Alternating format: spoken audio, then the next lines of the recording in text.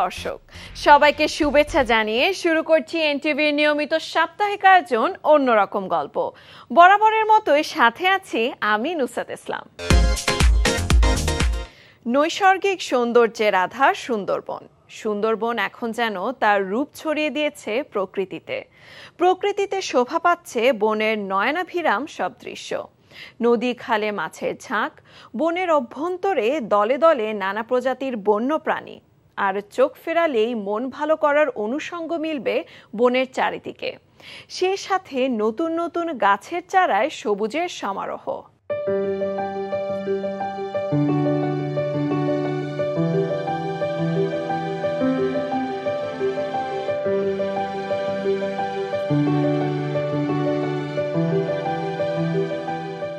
দীর্ঘ ৩ মাস পর উন্মুক্ত হলো সুন্দরবন, আর পর্যটক ও জেলে বাওয়ালিদের কাছে সুন্দরবনের প্রকৃতি ধরা দিয়েছে নতুন রূপে।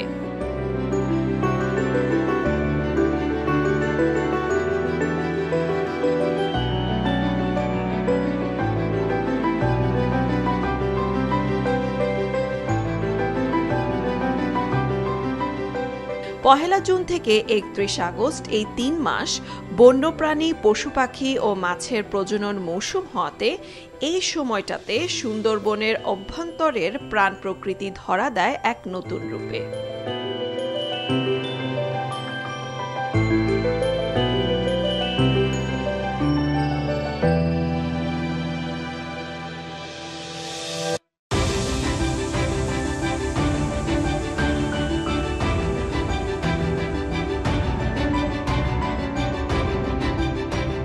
বাংলাদেশের মানুষ অনেকজনই তো ৩ মাস ধরে ঘুরতে পারতেছে না, তারা তো এই ১ তারিখ হইতে সুন্দরবনে অনেক যাত্রী আসবে। আমাদের অনেক দিন ধরে আমাদের ভোট তো বাজানো রয়েছে বা ভাড়া মারতে পারি না, বন্ধ, আমাদের অনেক ঘোরালাই মেলা সমস্যায় ছিল। পর্যটকরা যাতে একটি নির্দিষ্ট এলাকা দিয়ে যাওয়া আসা করে সেই দাবি জানায়, এবং এই সময়কালে দস্যুতা বৃদ্ধি পেতে পারে সুন্দরবনে, সেই দিকেও আইন শৃঙ্খলা বাহিনী বিশেষ তৎপর দিয়ে নজর রাখবে আশা করি।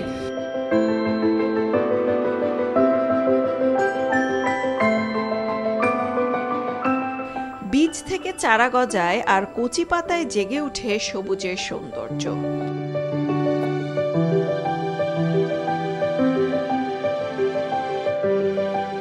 প্রজনন মৌসুম নির্বিঘ্ন করতে সুন্দরবনের অভ্যন্তরে শব্দ ও পরিবেশ দূষণ রোধ করে সহজ করা হয় প্রাণীর চলাচল।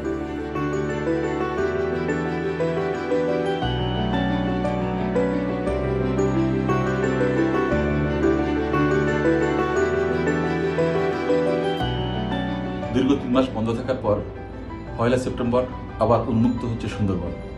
এটা বনের উপর নির্ভরশীল মানুষের জন্য সুসংবাদ, কিন্তু সুন্দরবনের প্রাণ প্রকৃতির জন্য আতঙ্ক।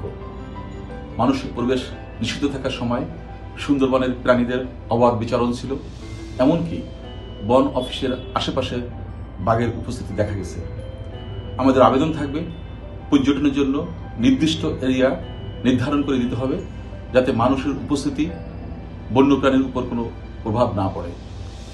অভয়ারণ্য সকল ধরনের পরিবেশ বন্ধ রাখতে হবে এবং এটাকে নিশ্চিত করতে হবে।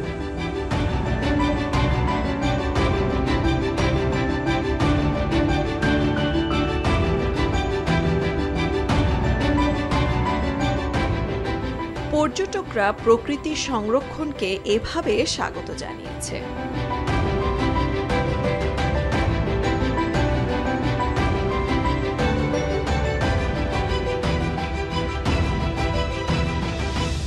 প্রজননকে বৃদ্ধি করার জন্য এই যে ৩ মাস জেলে বাওয়ালি, মোয়ালি সহ সমস্ত পর্যটক বনে প্রবেশ করা সম্পূর্ণ নিষিদ্ধ ছিল, এবং এই সময় আপনারা নিশ্চয়ই আসার পর দেখতে পারবেন যে আমাদের যে পর্যটনটা বা আমাদের সুন্দরবনটা অনেক অনেক প্রজনন বৃদ্ধি পাইছে। গাছপালা দেখলেই বোঝা যাবে যে কত রকমের পরিবর্তন হয়েছে। তেমনিভাবে আমরা জানি যে দীর্ঘদিন বন্ধ ছিল, সুতরাং এই সময়টায় কিন্তু মানুষের ভিতরে একটা আগ্রহ আছে আমরা সুন্দরবন দেখতে যাবো, এবং প্রথম দেখা মানে একটা আলাদা ব্যাপার। দীর্ঘ ৩ মাস বন্ধ, এই জন্য আমাদের কর্তৃপক্ষ, উদ্বোধন কর্তৃপক্ষ সেইভাবে আমাদের নির্দেশ দিয়েছেন, আমরা সেইভাবে পরিস্ফুটিত করে রাখার চেষ্টা করেছি। আমাদের গরম জল, বিশেষ করে যে স্পটগুলো দেখছেন আমার পিছনে আছে, এখানে যে একটা স্পট করা হয়েছে। স্পটটা হচ্ছে ছবি কর্নার যাকে বলা হয়, ফিক্সার কর্নার। এখানে বসে মানুষ ছবি তুলতে পারবে, সুন্দরবনের ভিউটা দেখতে পাবে। এটি জেলা প্রশাসন খুলনা থেকে করা হয়েছে। আর আমাদের এখানে আরও যে সুন্দর ওয়াচ টাওয়ার একটা করা হয়েছে, খুব উঁচু, আগের তুলনায় অনেক বেশি উঁচু। এছাড়া আমাদের যে ঝুলন্ত ব্রিজ, ফুটটেলগুলো যেখানে যা ছিল সব মেরামত করে আমরা সুন্দরভাবে সাজাচ্ছি, যে পর্যটক আসলে তারা যেন সঠিকভাবে অন্তত কমপক্ষে নিরাপদে উপভোগ করতে পারে। আমাদের যে এখানে যে বনকর্মী আছে, আমরা সার্বিকভাবে সহযোগিতা করে থাকি সবসময়।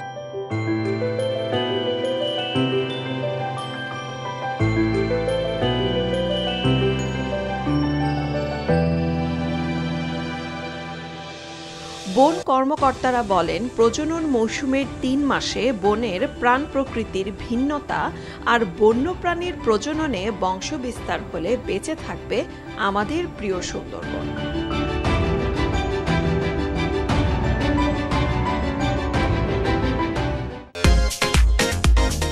সারা দুনিয়া যখন ছুটছে স্মার্ট দুনিয়ার পিছনে, তখন সেই স্মার্ট দুনিয়ার অনুষঙ্গের সুবিধা নিয়ে দারিদ্র্য সীমার নিচে থাকা মিয়ানমারের অধিবাসীরা বেঁচে থাকার জন্য সামাজিক যোগাযোগ মাধ্যমে বিজ্ঞাপন দিচ্ছে নিজের শরীরের অঙ্গ প্রত্যঙ্গ বিক্রির। গেল বছর জুড়ে সংবাদ মাধ্যমের অনুসন্ধানে উঠে এসেছে এমন তথ্য। বিশ্বের বিভিন্ন জায়গায় ঘটে যাওয়া ঘটনা নিয়ে রয়েছে একটি প্রতিবেদন। নিজের শরীরের অঙ্গ বিক্রি করা একটি কঠিন সিদ্ধান্ত।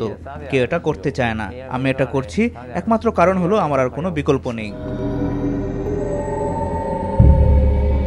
এ যেন মিয়ানমারের এক ভয়ঙ্কর বাস্তবতা।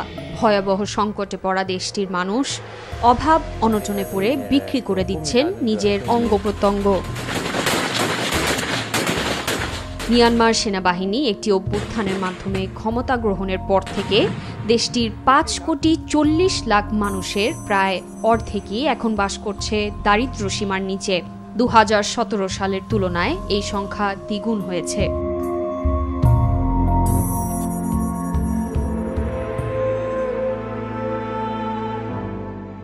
অর্থের অভাবে সামাজিক যোগাযোগ মাধ্যম ফেসবুক ব্যবহার করে ধনী ব্যক্তিদের কাছে অঙ্গ প্রত্যঙ্গ, বিশেষ করে কিডনি বিক্রি করছেন দরিদ্ররা।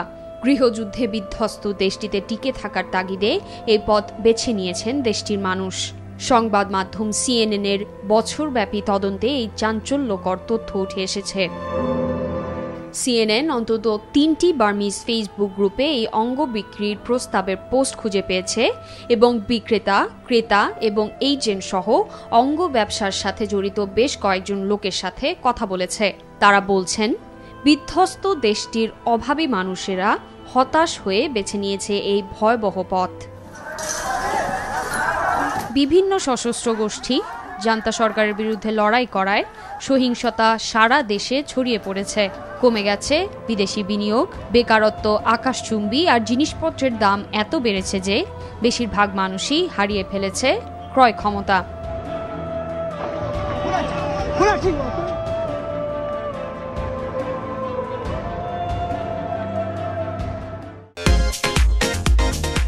ইউরোপের দেশ স্পেনে হয়ে গেল লা টমাটিনা বা টমেটো ছোড়ার উৎসব।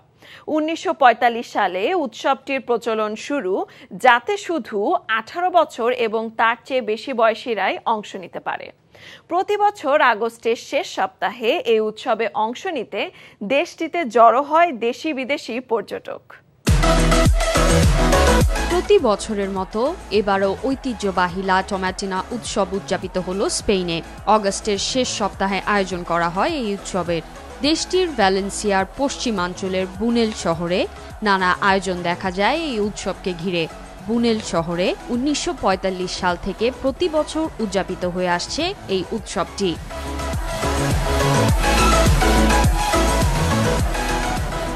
1945 সালে উৎসবটির প্রচলন শুরু হলেও 1950-এর দশক থেকে এর উদযাপন বন্ধ হয়ে যায়।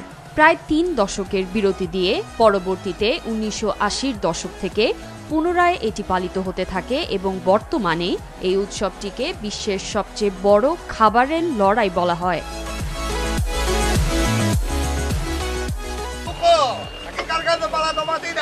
মানুষ পরস্পরের দিকে টমেটো ছুঁড়ে উপভোগ করে দিনটি। তবে চাইলেই যে কেউ এই উৎসবে অংশগ্রহণ করতে পারবেন না, কারণ এই উৎসবটিতে শুধু 18 বছর এবং তার চেয়ে বেশি বয়সীরাই অংশ নিতে পারে। স্প্যানিশদের পাশাপাশি পৃথিবীর বিভিন্ন প্রান্ত থেকে লোক জমায়েত হতে থাকে এই উৎসবকে ঘিরে। এই উৎসবে অংশ নিতে দেশটিতে জড়ো হন হাজার হাজার দেশি বিদেশি পর্যটক। এবছর আয়োজনে অংশ নিয়েছেন প্রায় 22,000 মানুষ।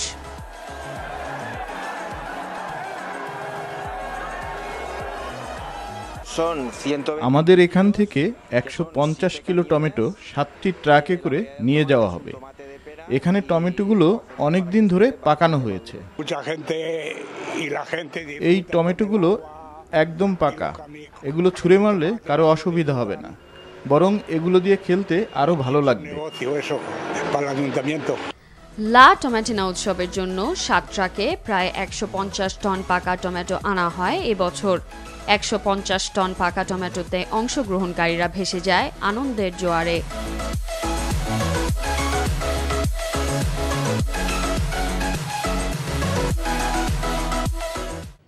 চলে এলাম একেবারে শেষে। দেশ বিদেশের বিস্ময়কর ও মজার সব খবর নিয়ে দেখা হবে আবারও।